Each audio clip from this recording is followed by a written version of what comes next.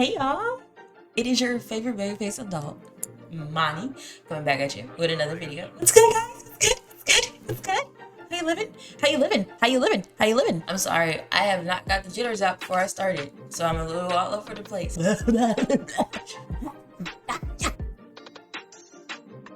But today, because it has been demanded, it has been texted, DM'd, and everybody loves it, we are doing another cartoon conspiracy theory, but this specific one you guys have requested. And who am I to tell you no? We are going to be doing another SpongeBob cartoon conspiracy theory, y'all. I'm enjoying these. If you haven't checked out the last one, make sure you check out the first one. We're at conspiracy number 2. So I can't wait to get into it. But before we start, my 186 homies, I need you to like, comment, share, subscribe, and turn that bell so you know when I post, because I know y'all miss me. I got things in the archive. Without further ado, let's go ahead and get started on this video. I'm so excited. I love y'all. Alright, y'all, I'm just gonna let you guys know the first few minutes will be a little laggy because OBS is sometimes on their BS, so I apologize. Bits and pieces may be a little bit laggy, but nevertheless, enjoy the video. Thank you for your cooperation. Alright, y'all, so here we are. We are with SpongeBob Conspiracy number 2. It is 18 minutes, so it's a little long one, so buckle up, get some snacks. I already had 8.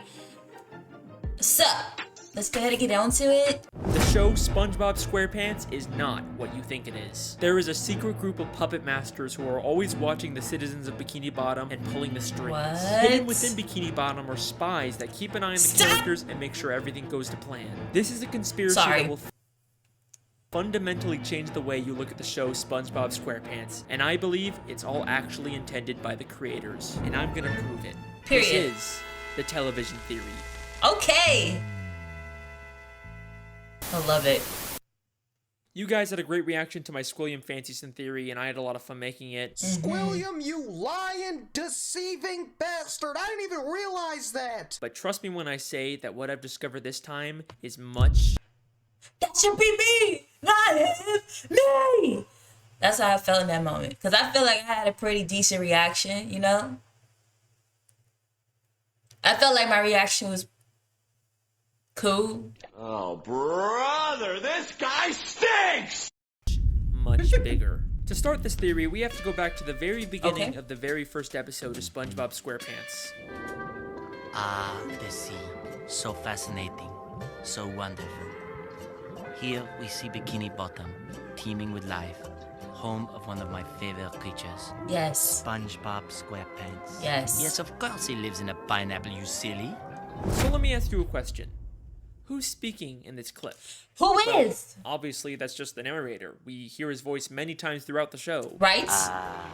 Goo Lagoon. A stinky mud puddle for you and me. The crusty class.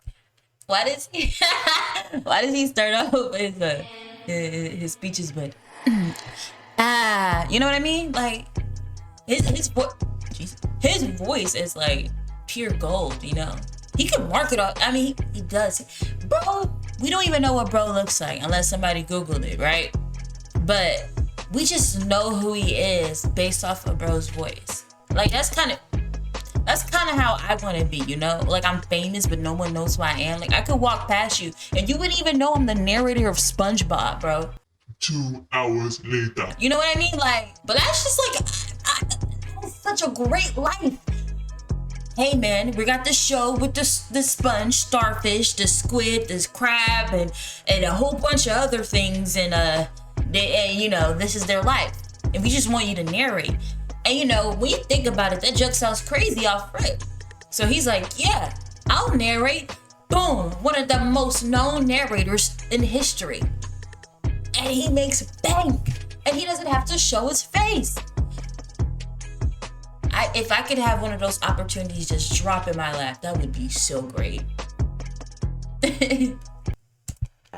Through these doors pass all the many kinds of undersea life. PoPPS boating school, where diligent students learn the rules. Listen to it, bro. Who exactly is the narrator? Who is? Well, he's just the narrator, right? We're not supposed to think about who he is or why we're hearing him. Lots of shows have narrator framing devices we're not supposed to think about. Right. Caillou was amazed that Mommy had made a Hey, yo. I never realized, you know, the generation that watched Caillou, now we're adults, right? How much beef we all had to come as a collective unit to say that this kid sucked. We all had to come to terms with it. You know, I used to be sitting on my couch before school looking at this kid cut up on his parents, and I used to be thinking, why, bro? I would, for one thing, my parents disciplined me. You know what I mean? Disciplined me? So I would never get away with the things this boy did. And all the beef he had with his little sister, bro. Like, I beef with my siblings, but to the degree of Caillou, I would never reach. The joke is crazy to me. My parents might say otherwise. But I'm saying, I was not beefing with my siblings like Caillou, bro. And all the questions about why he was bald. Because in reality, why is a 4-year-old that bald? He just got here, so... I mean, you know what? We might have to do a theory on Caillou, y'all. But y'all comment down below. Y'all let me know. just like in the picture. But there's something different about this narrator.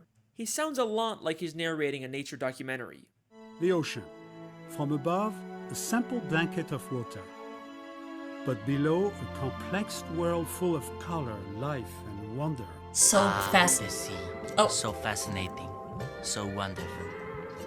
Here we see Bikini Bottom, teeming with life. What if I told you that he's not just some random disembodied voice? He's an actual character in this universe. Oh! Here we are again at the Bikini Bottom boating school. Don't ruin my Today is childhood. once again the day of SpongeBob's boating school exam. But more importantly, this is the last test for the year. And if SpongeBob does not pass this one, it means I remember this another clip. whole year of boating school!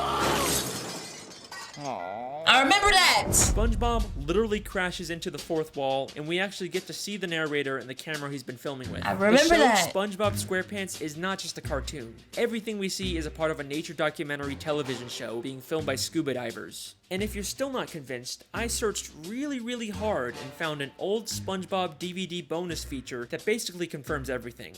Since before time even existed, land-loving scientists have tried to learn the secrets of intelligence.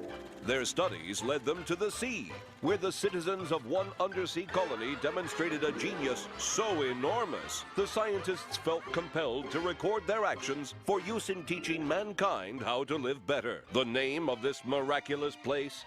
Bikini Bottom, poring over the mass of brainy masterminds scattered about. I'm sorry. Bikini Bottom is such a thirsty name. Bikini Bottom is... Yeah, that's thirsty, bro. That was fan service. Yeah. This strange land, the scientists chose 6 Bikini Bottom residents at random to study. As the scientists marveled at the advanced knowledge and superior intellect of these 6 creatures, I went to college! they rolled their cameras and took notes. And now, finally, we can learn all of the things that these smarty pantsuses have to teach us. Life lessons from Bikini Bottom. I don't know how it can get any more clear than that. Now, if you rewatch the show with this new information in mind, some things start to take on a whole new meaning. Throughout the series, there's this weird, unexplained running gag of a human hand interfering with the characters. It's even in the beginning of every episode in the intro for the show. Maybe the filmmakers are doing a bit more than just studying these characters. The hand seems to mostly interfere just to maintain the health and safety of the characters, like treating SpongeBob for the suds. Well, Mr. Squarepants, it seems you have the suds. Are you ready for your treatment?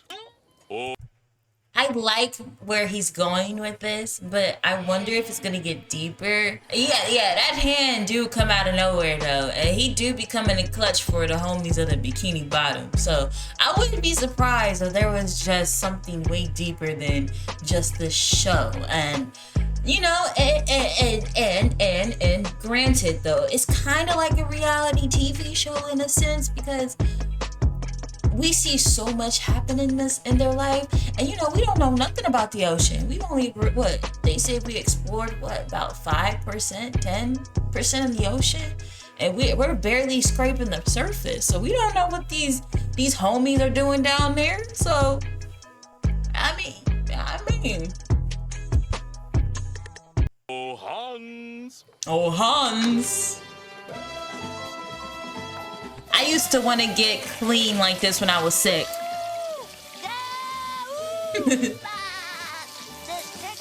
It makes sense that the filmmakers wouldn't want to risk the safety of their main character. After all, there's no show without SpongeBob, but that's not the only reason why they interfere. Season 3, Episode 16, I Had an Accident, is infamous for having one of the most absurd, confusing endings in the entire show. It ends with a real gorilla suddenly coming out of a Patrick costume and attacking the characters. A real gorilla? Huh?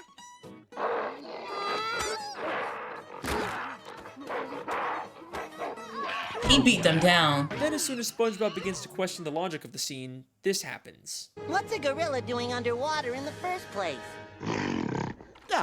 Well, and then he could talk. I mean, see, George, they're onto us. Let's get out of here.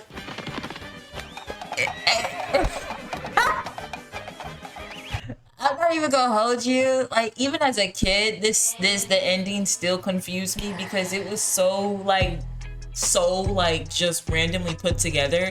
Like, SpongeBob is having like this weird anxiety, and then this gorilla shows up. First of all, it's Patrick, and then it's a real gorilla, and then it's a zebra.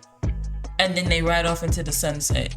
No oxygen tanks whatsoever. So these creatures, these animals cannot survive underwater. There were so many unanswered questions, and I've seen this episode so many times, and I never just try to sit and analyze it. But it is such a random scene. It is. Like, I talk about it, bro. It does not make sense. It is probably one of the most random endings of the show. I love it. It's bizarre. It keeps you guessing.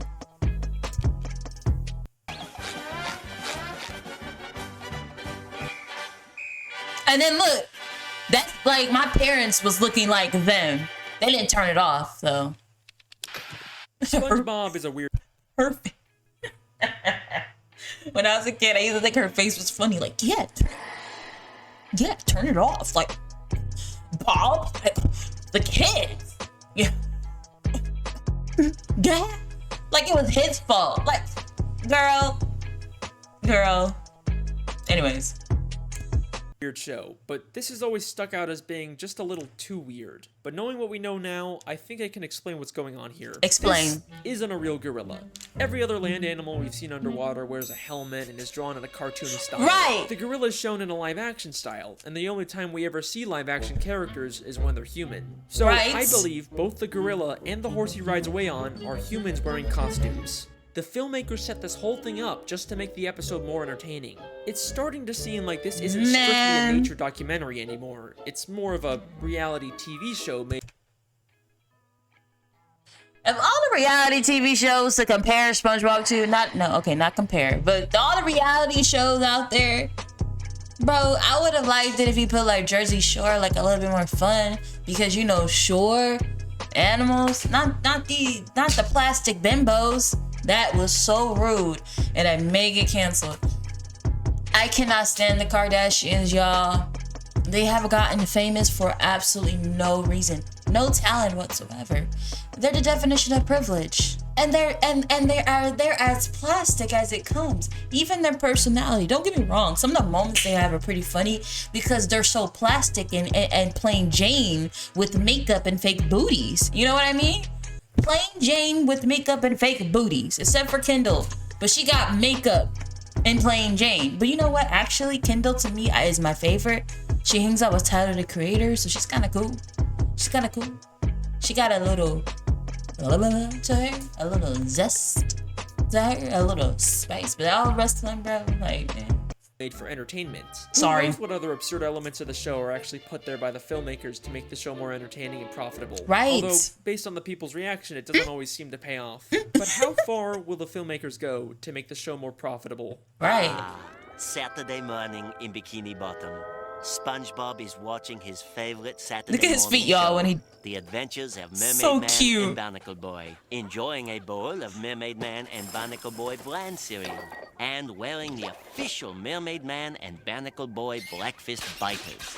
If we think of this as a television show, this sounds an awful lot like a product placement. I mean, listen to how the narrator specifically says the full names of the products. The Adventures of Mermaid Man and Barnacle Boy, Mermaid Man and Barnacle Boy bland cereal, Mermaid Man and Barnacle Boy Blackfist biters. Why don't you let me fix you some of this new Mococo drink?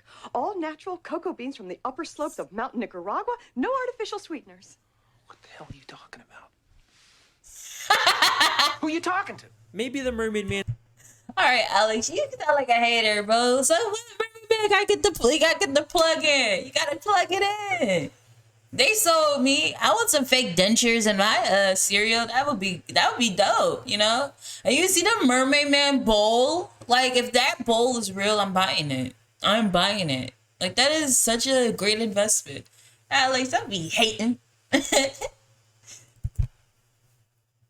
And Barnacle Boy TV show is actually from the surface world. They are human after all. It makes sense that the filmmakers would choose to highlight these popular superhero characters. The more they show, the more they're gonna sell Mermaid Man and Barnacle Boy merchandise. Yes! Hang on a second, why are Mermaid Man and Barnacle Boy the same size as all the fish in Bikini Bottom, even though humans are always shown as massive compared to fish? Whatever, I'll come back to that one later. The show doesn't even just hide product placements. In the episode Model Sponge, they literally trick SpongeBob into making a commercial for a human product. They do! Mr. Director. Very well. Loose the pants! Loose the pants is crazy. A hand is a star on a naked body. It's giving You'll be cleaning bathroom fixtures. Okay. So where's my cleaning utensil? Don't you get it? You are the cleaning utensil. High speed! Oh no, your bathroom is a disaster. Get it cleaned up fast. I'm sorry, but I feel like this whole situation where SpongeBob is tricked into getting an audition and it's not what he expects it to be, but he's super enthusiastic, right? It's giving corn with a P type behavior, because people, when people end up in corn, I don't know the thought process of people that end up in that type of industry, but I feel like something like this may happen where they thought it was gonna be one thing and it wasn't, and it's the and the star of the I'm gonna play it, but y'all, you get what I'm trying to say. Fast with the new sponge. Household chores are a snap with new sponge. Why was he so rough? It cleans sinks. Just look at that shine. This is just like in real life how SpongeBob is such a popular character that he's used to sell tons and tons An of ad products. incoming. So far I've shown you that the show SpongeBob Squarepants is actually a documentary television show, but the creators continually interfere to push their own agendas and make more money. True. But that brings us to an important question. Do the characters know they're in a television show? Do they know? Let's go back to that clip where SpongeBob hits the cameraman. It means another whole year of boarding school. What happened? Oh, nothing. What happened? You just struck another pedestrian. Mrs. Puff calls him a pedestrian, which sounds more like she thinks he's just some random Bikini Bottom citizen. The different types of marine life in SpongeBob are so diverse and weird looking that it's not too hard to believe that the characters just think these filmmakers are another weird type of fish. And back to the gorilla episode, the gorilla and the horse immediately get nervous and run away when SpongeBob questions what's going on. Well, it's funny you should... see the... George, they're onto us! Let's get out of here. Almost like the creators don't want the characters to be aware their lives are being interfered with. Now, there isn't a ton of footage of the characters interacting with the filmmakers, but I dug really, really deep and found the smoking gun that answers all of our questions. This is an old commercial from 2004 made to promote the SpongeBob movie. SpongeBob, what kind of jellyfish is that? It's not a jellyfish, Patrick. It's a spaceship. Hey guys, it's Carlos from the Zone. I was wondering if you could answer a few questions. questions? Run for your lives! No, Pat, don't you see? It wants to learn about our world, and it's chosen us. What? Yay! Oh, we've been chosen. A submarine comes down. Y'all, I've never seen the commercial, like a commercial like this for the SpongeBob movie. No, now I gotta kind of go back and watch that. Hey, I've never seen that, y'all. That's kind of cute. To SpongeBob and Patrick to ask questions to promote the new movie. SpongeBob and Patrick are clearly confused by this and think the submarine is some kind of alien. They also have no idea that they're the stars of a movie. Well, thanks guys. We'll see you in the movie. Bye! Movie? What's that? I don't know. So I think it's pretty clear at this point that the characters are unaware their lives are being filmed and interfered with. But there are some characters that have to have some level of awareness. For example, the Dr. Fish that told the human hand to choose SpongeBob, and the Director Fish that directed the commercial for the human world. What makes these characters so special? First off, the Director Fish isn't actually from Bikini Bottom. Before he directed this commercial, we saw him as a citizen of New Kelp City in the episode Whatever Happened to SpongeBob. Out of all the characters they could have used, they specifically chose a character from out of town. Yo, Alex Bale, you're putting your foot into these theories because I would never think to comb through a bunch of SpongeBob episodes to find specific things to make a point like this. Because you do see recurring like side characters, but the fact that you knew that bro was from a different city is absolutely amazing to me. Absolutely props for that. If you ever see this movie, if you ever see this video, bro, that junk is dope. Almost like the filmmakers didn't want to use anyone in Bikini Bottom so they wouldn't risk everyone finding out about the television show. True. Then there's the Dr. Fish. We don't know where he originally came from, but he's an extremely suspicious character. Usually he's purple, but sometimes he's orange, sometimes he's purple with orange hands, sometimes he's a pirate, and he bears a striking resemblance to Dr. Manowar from the Jellyfish Convention. And now it only hurts when you touch it. Why does he have so many different disguises and identities? Why? What is he hiding? What? I believe hidden throughout Bikini Bottom are spies like this who are aware they're in a television show and keep tabs on the main character. You see hold on, y'all. We gotta unpack this scene. You see, bro? Bottom are spies like this who sucking on a Krabby Patty, and then you see bro licking it in the back, like. What? I'm sorry, one more time. Yo, what are y'all doing? Look at you! Who is eating food like that? They always do weird junk in this show. I love it. Many different disguises and identities. What is he hiding? I believe hidden throughout Bikini Bottom are spies like this who are aware they're in a television show and keep tabs on the main characters and make sure everything goes to plan. There's so many suspicious characters in Bikini Bottom that it could literally be anyone. The mailman, the hot dog vendor, Old Man Jenkins, it could literally be definitely anyone. Old Man Jenkins. But what if I told you that the biggest spy of all isn't some random side character? It's one of the main characters of the show. Sandy? Someone who's been there from the very beginning. Sandy? Someone who's not even from Bikini Bottom. Sandy? Someone who's not even from the ocean. That's right. Sandy Cheeks. She observing him all the time, y'all. She's an Sandy Cheeks is the thrill-seeking scientific squirrel from Texas who lives underwater in her tree dome. But why did she come to Bikini Bottom? And why is she always going back to Texas? We find out she was hired by a group of chimpanzees to come underwater and create inventions. But why does she need to be underwater to make inventions? She could have just as easily have made any of her inventions on land. It must be extremely expensive to maintain a giant dome of air underwater. There is no way the only reason she's here is to make random inventions. I think this whole episode is an elaborate ruse to throw off the other characters from the real reason Sandy is in Bikini Bottom. Bro, and she's always, like, what I say, like, she's always traveling. Like, she does her research, and then she goes to Texas. Like, she's reporting back literally everything she does, bro. Sandy's a little op. But I don't know if it's necessary that she's an op. I mean, like he said, you know, it's like a reality show, but they're being observed. But, bro, she doing all this extra, bro. Trying to be and acting like they friend, but they're reporting back. I personally believe, in my opinion, because I've had some ops in my lifetime that would act like my friend and report back to somebody else. Man, you know, and I love Sandy, bro. Sandy Cheeks, why not, bro? She got cheeks in her name. No, but Sandy's a dope character. Spy on the main characters and make sure the show stays on track.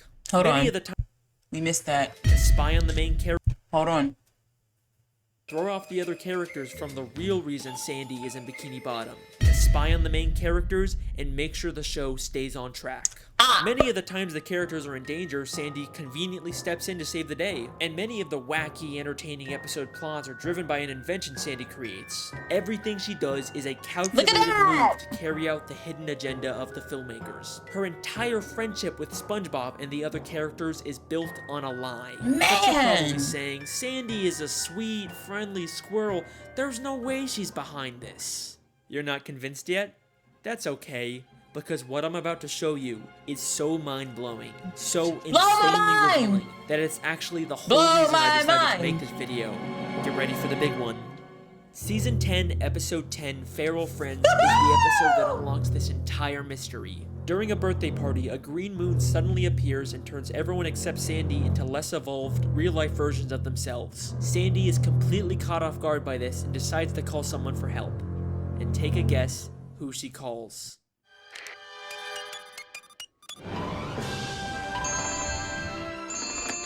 Hello, French narrator. Wow. Speaking. Hey, Frenchie, it's me, Sandy. Sandy. Hey, yo! How is it hanging? Oh, it's not hanging too good, Frenchie. You see, there's this... Don't say another word. I have been monitoring the behavior of the green moon all day.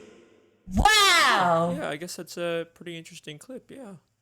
Holy shit! Sandy literally calls the narrator to let him know what's going on and ask for instructions on what to do next. She has been working with them the entire fucking time. Man. He even has a picture of her on his desk. This is where I originally planned on ending the video, but there is still one small issue with the television theory. Just one nagging plot hole that contradicts everything. Tell us! If this is all a television show filmed by scuba divers, then how are we seeing inside the buildings? It's not like any of the humans filming the show could fit inside them. It's the one annoying thing that keeps this theory from being complete. I mean, the most logical explanation is that they have hidden cameras inside of everyone's homes, but we never really see anything like that. I'm on the edge of my seat. Holy shit. Season 6, Episode 24, Super Square. The SpongeBob 10th Anniversary Special where they reveal lots of stuff about the characters. But the most damning piece of evidence comes from when the characters get lost in the Krusty Krab vents and... Hey yo, that shot of Mr. Krabs and SpongeBob is real questionable. Hold on. Why he on his bumper like that? Literally. Okay, I'm sorry. They reveal lots of stuff about the characters, but the most damning piece of evidence comes from when the characters get lost in the Krusty Krab vents and end up in a room full of monitors showing live footage of all of their I remember this. Oh, my house is on TV. All of our houses are on TV. Gary the Snail, you get down from that bed this instant. Hey, there's my house. Look, it's Sandy. And who is the character responsible for all of these hidden cameras? Mr. Krabs, why do you have cameras watching us? Oh, I just want to make sure you all floss after every meal. Thank you, Mr. Krabs. Dental hygiene is very, very important. Dental hygiene? Eugene, you lying bastard. Of course he would sell out his friends for a quick buck. And if there's any part of you that thinks there's some chance Mr. Krabs has all these hidden cameras for some other reason, then take a look at what happens next. The same Mr. Krabs that sold SpongeBob's soul for 62 cents. Yes, he came to his senses, but the fact is he still was like, deal. Whose soul is worth 62 cents? I ain't surprised, bro. It's a op too. He's a op, okay? Hey, who are those guys? I think it's us, Patrick. But who are they? Alright, they're not even trying to hide it anymore. A cameraman and a boom operator have been following around the characters this entire time. And just like the gorilla, as soon as they get seen, they make a run for it. The case is closed. The television theory is something the show has consistently alluded to from the very first episode to the newest episodes. Maybe one day the show will actually directly address it and our characters will discover the real truth about their world. But regardless, that's my theory. I hope you guys enjoyed. Let me know what you think in the comments. Make sure to subscribe if you want to see more. See you next time. Hey, whoa, hang on a second. You thought I forgot about the Mermaid Man and Barnacle Boy thing, didn't you? I forgot about Alright, it. here's a quick bonus theory. Yes! Mermaid Man and Barnacle Boy were two superheroes that fought crime underwater and protected the sea from evil. Whether or not they actually did this or it was all staged for television isn't clear, but they both spent their lives underwater until they became old and retired. But after spending so much time under the sea, they no longer fit in with human society. Plus, Mermaid Man is clearly dealing with some form of dementia and PTSD from fighting evil. But you can't retire. There's evil afoot. What? Evil?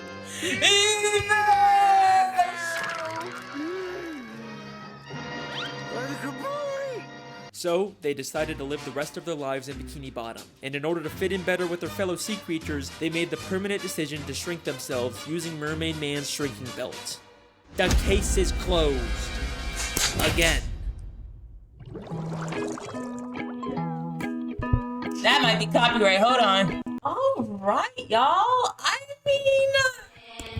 I mean, that was a really cool theory. I actually enjoyed that. It actually makes a lot of sense why Mr. Crab has as much money as he does, and why Sandy is, you know, obviously going back and forth from the ocean to Texas and all that. So it's a great and well executed theory. I very much enjoyed it. I love the bonus theory about Mermaid Man and them, because I always thought they are literally the only humans in the Bikini Bottom. So how did they get there? Of course, because they have all these gadgets and stuff. They shrunk themselves. I think they're pretty goated. I think they're the least ops of this whole situation. Thank you once again, Alex Bale, for another one of your cartoon SpongeBob theories. You are really making, you know, me and my people really do enjoy this. So I appreciate it. This will not be the last. And I want to thank you guys for watching all the way to the end. I really hope you guys enjoyed it. I need you guys to comment down below other ones. We have other cartoons we have to touch on. So you guys let me know what another cartoon you guys want me to watch, and we'll watch it together.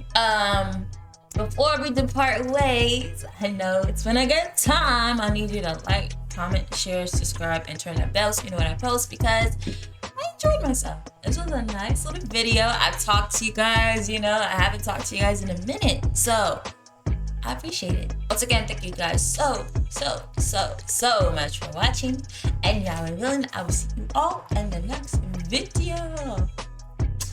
Shalom, goodbye, I love you.